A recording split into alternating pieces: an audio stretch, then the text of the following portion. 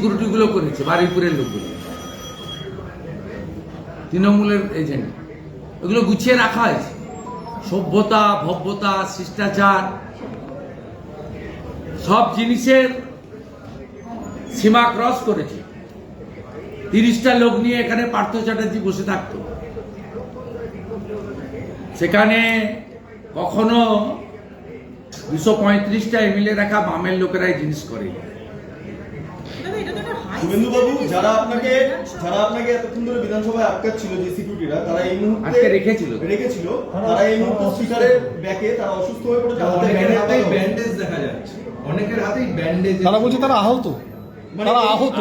Bandage করলে ওখানে প্রথমে আমি যখন ভাঙা জিনিসপত্রগুলো দিই, তখন স্পিকার ঘোষণা করলেন যে মাইক ভেঙেছে যারা বিজেপির এমএলএ, তাদের বিরুদ্ধে আমি ব্যবস্থা নেব। তারপরে আমি যখন দাঁড়িয়ে ধর্ণা শুরু করলাম যে আপনি এক পক্ষের কথা শুনেছেন, আমাদের এমএলএরাও মার খেয়েছে, তখন তিনি একজন মন্ত্রী এসে বললেন, ফিরহাদ হাকিম, যে সিকিউরিটির লোকরাও মার খেয়েছে, আমাদের এমএলএরা নাকি সিকিউরিটির লোকদের মেরেছে।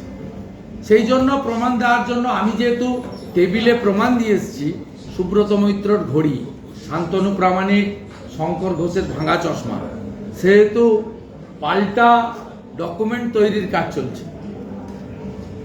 আমরা জানি এরা কিছু করবে না, আমরা আমাদের প্রোটেস্ট রেকর্ড করিয়ে রাখলাম ভবিষ্যতের জন্য।